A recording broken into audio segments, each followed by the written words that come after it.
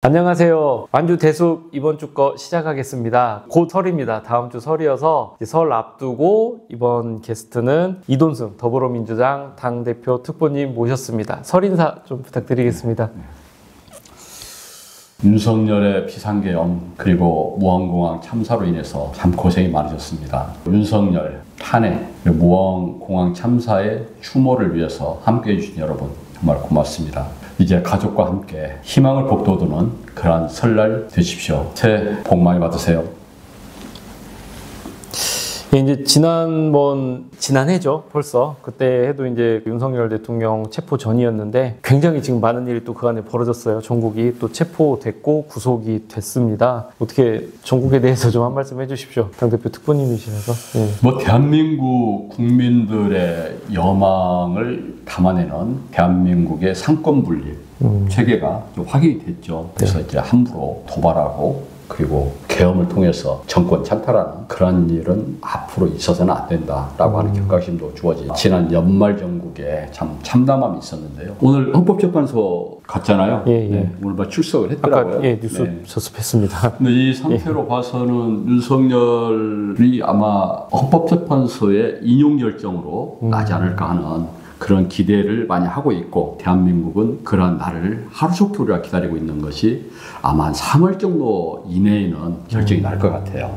그 이제 헌재 결정이요? 3월 정도로 보신다? 그렇게 되면은 법에서 규정한 게 대통령의 헌재 인용이 됨과 동시에 60일 이내에 투표를 해서 대통령을 선출해야 되잖아요. 네. 5월 아마 5월 정도.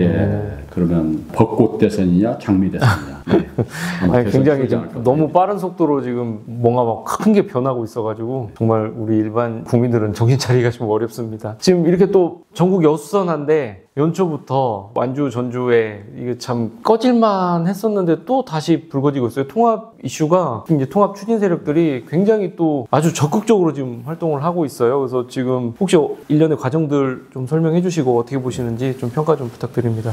당초 제가 대숲에 나와서 좀 이 정국 때문에 통합 추진 세력들이 어느 정도 좀 더 고민을 더욱더 하지 않을까 봤는데, 연초에 지난 6일이죠. 연초에 김관영 지사께서 6일 봤습니다. 신년 기자회견을 통해서 자기가 조례 제정을 2월 달까지 마치겠다. 지금 그게 완주 전주 통합 관련된 내용들이 일정 부분 거기에 연관되어 있죠.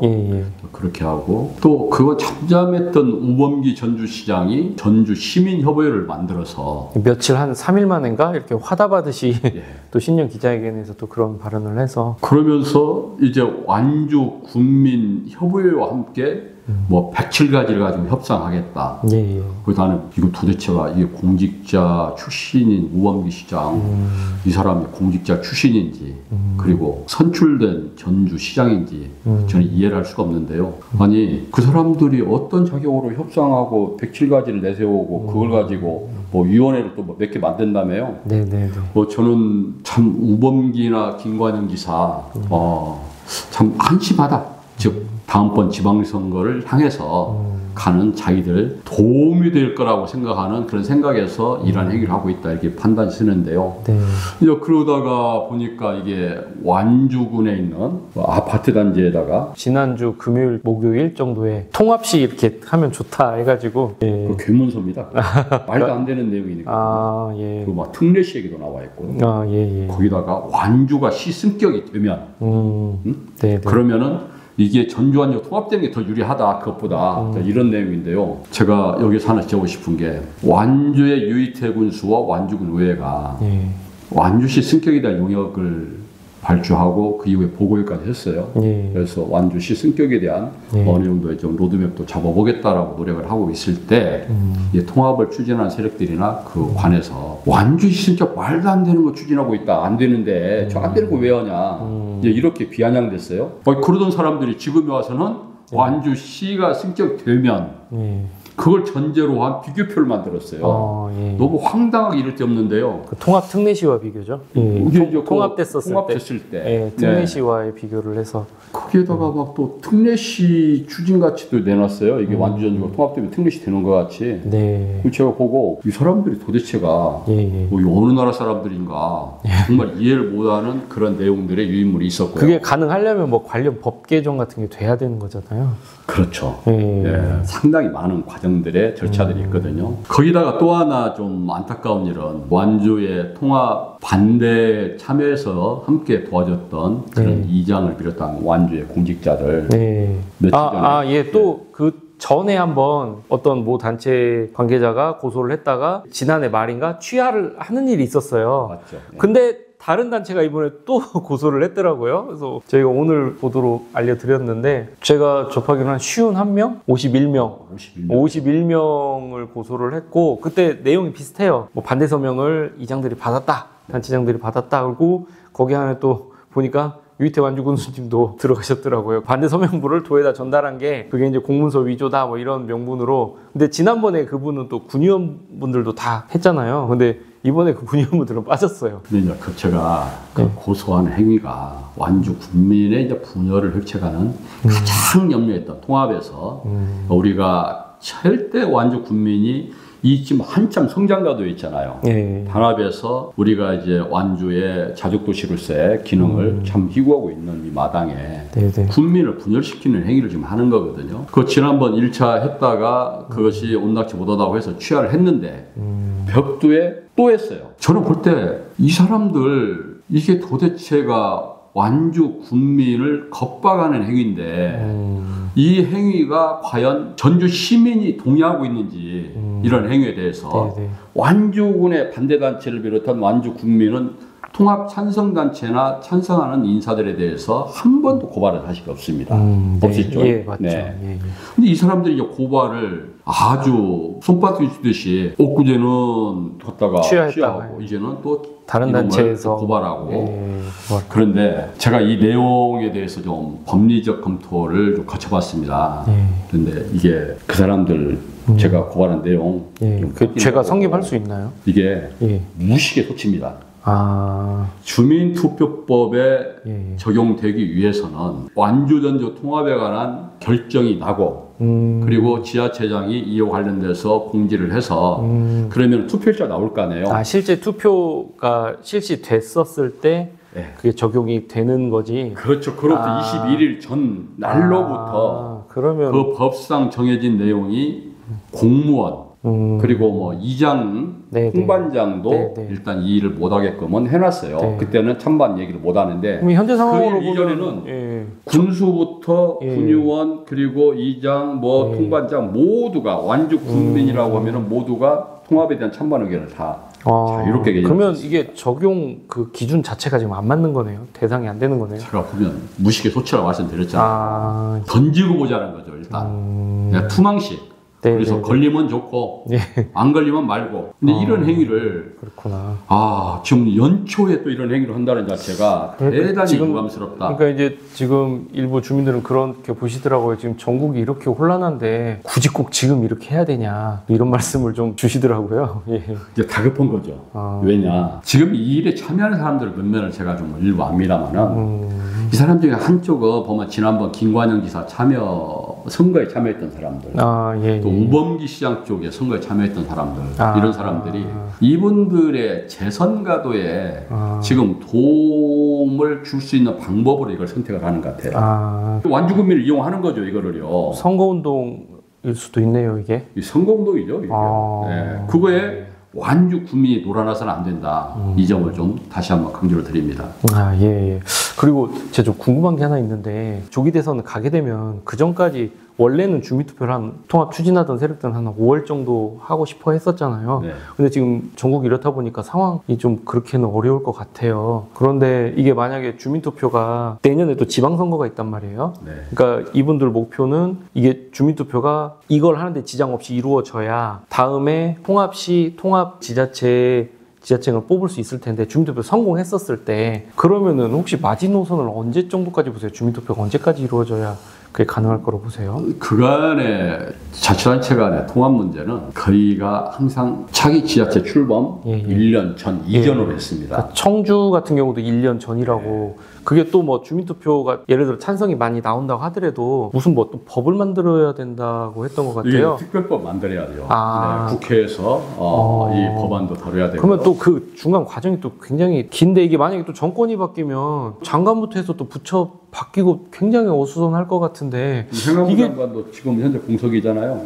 근데 이제 여기서 또 조기 대선에서 정권이 또 바뀌면은 또 새로운 장관이 임명이 될 것이고 그럼 뭐 당장 지방시대위원장부터도 변경될 가능성이 크잖아요. 물리적으로 가능한가요? 이게 좀 시간이 안 될 것 같다는 생각이 들어서 보는 식견으로는 예. 이거 참 지방선거용입니다. 차기 전주 우봉기 시장의 재선을 위한 노림수 그리고 그러면은 통합이 노림수. 본 목적이 아니라는 거예요? 일단은 이게 저는 이렇게 봅니다. 이 사람들 이러다가 물리적으로 어렵다. 그래서 아마 출구 전략이 아마 올 대선 이후에 하반기 정도 되지 않을까. 왜? 정부 입장에서 이거 투표하라고 말하기가 어렵거든요. 아니 이게 만약에 진짜 빨리 대선이 이루어져서 5월에 대선이 치러진다 해도 그러면 이게 주민투표가 그래 해도 이게 또 주민투표하는 시간이 또 필요하잖아요. 그 운동도 해야 되고 그러면 5월에 되더라도 아무리 빨라도 6월 될까? 이게 7월, 8월 이렇게 넘어가 버리면 시간적으로 그 뒤에 말씀하신 대로 뭐 특별법도 사와야 되고 근데 그 전에 여기 정부 자체에 행정부가 이제 어느 정도 뭐가 안정화가 되어야 할 텐데 근데 초기부터 행정구역 통폐합을 과연 논할 수 있을지도 좀 지금 굉장히 전국이 불안하잖아요. 먼저 수습해야 될 게 굉장히 많은데 국제적 외교 문제부터 해서 이게 좀 가능할까? 저는 좀 요즘에 언론에서 대구 경북 통합 얘기 들어보셨습니까? 다 없어졌죠.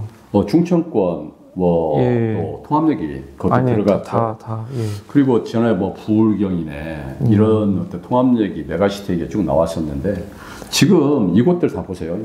이곳 추진하는 세력들은 전부 다 국민의힘 세력이에요. 유일하게 지금 여기 전부 민주당의 그 소속 거의 보면 이쪽 선출직들이 그쪽인데 여기가 지금 편승하고 있는 거거든요. 그런데 제가 볼 때는 지금 당의 입장에서도 좋은 시선을 보지는 않을 겁니다. 당 정체성으로 과거 봤었을 때, 과거에 이제 김대중 정권, 노무현 정권 이렇게 쭉 민주당의 계보를 봤었을 때 항상 오히려 지방자치 강화 이런 이제 어떻게 보면은 그런 이렇게 분산, 어떤 개별성, 존중 이런 쪽으로 갔던 것 같은데 오히려 통합 거대화는 지금 국힘 정권에서 좀 추진을 많이 해왔던 거 아닌가요?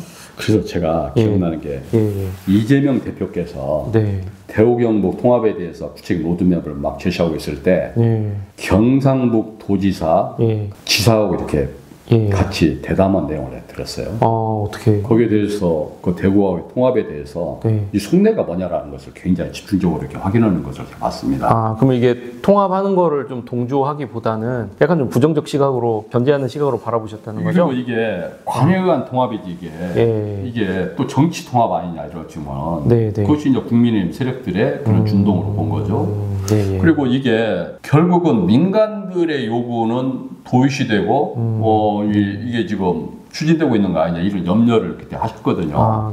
근데 저희 지역이 보면은 지금 민간 통합 같이 유장을 또 다시 시작을 해요.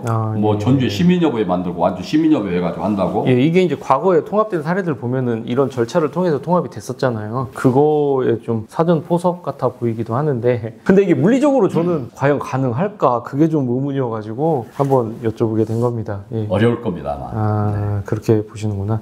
참 그리고 통합반대대책위원회도 그간에는 이제 이런 전국 안정 그리고 윤석열 퇴진에 좀 집중을 해왔었는데 지금 통합 추진단체에서 워낙 이렇게 강하게 여러 가지 하고 있다 보니까 또 설 맞아서 현수막을 좀 걸기 시작했더라고요. 좀 어떻게 보시나요? 그리고 최근 활동들에 대해서 작용이 있으면 이제 반작용이 있잖아요. 그래서 완주 군민대책위원회에서 오늘 아침에도 긴급 회의가 열리고 또 이미 좀 프랑카드는 일정 부분 규성 인사 겸해서 이렇게 걸었지 않습니까? 거기에 덧붙여서 관련된 통합에 대한 부분에서 완주군 치할 유기 그리고 또 여러 가지 제도상 허점에 대해서 상당히 구체화된 그런 자료가 아마 조만간 완주 군민들께 우편으로 배포가 될 걸로 보입니다. 그러니까 이게 항상 이게 똑같은 것 같아요. 통합 추진 세력에서 뭔가 하면은 그 다음에 이쪽에서 이제 대응을 하고 지금 또 이번에도 같은 패턴으로. 근데 이게 전 좀 씁쓸합니다. 이게 국민의 한 사람으로서 지금 국정 안정화가 먼저 우선일 것 같은데 지금 이게 과연 설득력이 있을까? 현재 지금 행정구역 통합을 거론을 하는 게 그렇습니다. 어떻게 보시나요? 그런 부분들. 제가요. 대한민국 전체에서 봤었을 때. 제가 올 연초 정도에 통합 추진단체 성명 이제 중심적 인물인데 예. 저한테 전화가 온 적이 있어요. 저보고 잘 아는 분입니다. 2013년도에도 참 열심히 하셨던 분이고 예. 그분이 저한테 전화 와서 이렇게 얘기를 해요. 우리가 후세에게 죄를 짓지 말아야 된다 이 얘기를 해요. 근데 참 그분의 그 말씀 들으면서 좀 저 양반이 언제 저렇게까지 후세 그리고 이 지역을 사랑하고 걱정했는가 내가 이런 생각을 네. 하면서 좀 씁쓸했는데요. 네. 그분이 저한테 이렇게 협박을 해요. 협박을 합니다.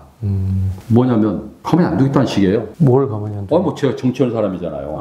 불이익을 주겠다. 그리고 이 사람들 얘기가 보면 요즘에 거의 협박 수준이에요. 그 내가 옛날에 안문석 교수 얘기를 한번 그분이 썼던 그 책의 내용을 갖고 온 적이 있어요. 그때 협박 그리고 공작. 이 사람들은 이제 협박 단계는 넘어섰고 공작 단계에 들어왔어요. 그렇게 하면서 이 사람들이 이렇게 절치부심하는 이면에는 과연 순수성이 있느냐, 그리고 완주 국민들이 처할 환경에 대해서 자기들은 전혀 관심 없습니다. 제가 그부 선배에게 이런 얘기를 했었어요. 마산을 갔다, 청원을 갔다. 갔더니 그분들이 정말 통합하고 난 이후에 지역이 너무나도 힘들어졌다. 통합하면 안 된다고 얘기하더라. 얘기했더니 저를 뭐라고 하냐면 가서 어디서 꼭 반대하는 사람만 만나고 왔다고 그렇게 얘기해요. 화가 참 많이 났습니다만은 제가 오늘 가져온 내용 중에 하나가 좀 눈에 띈 것이 있었어요. 마산의 사정인데요. 그 지역의 경남신문에서 낸 내용이에요. 이렇게 보면 통합 창원시 출범 후 마산 경제 유축 그러면서 여기 구체적 내용이 나와요. 2010년에 23년 청년 인구가 39%가 줄더라 이거죠. 통합 이후에. 이거 아주 충격적인 내용입니다. 거기다가 제조업체 종사자 등도 크게 감소했다. 그리고 대형 사업 다수가 무산되고 진척이 더디더라.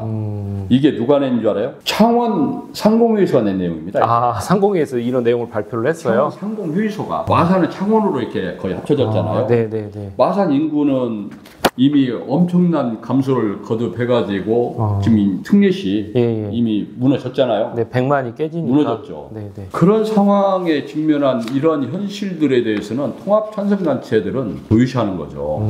제가 보면 좀 이런 것들은 좀 더 본인들이 우리의 토론을 통해서 좀 보여줬으면 좋겠다. 좀 이런 생각이 좀 듭니다. 자, 이번 주 대숙 여기까지 하기로 하겠습니다. 지금 전국이 많이 불안한데 또 우리 지역 사정도 신경을 안 쓸 수 없는 상황이 된 것 같습니다. 이번 설 명절 때 가족들 만나시면 또 이런 부분들도 논의하는 좋은 시간 가졌으면 좋겠습니다. 또 다음에 뵙겠습니다. 감사합니다.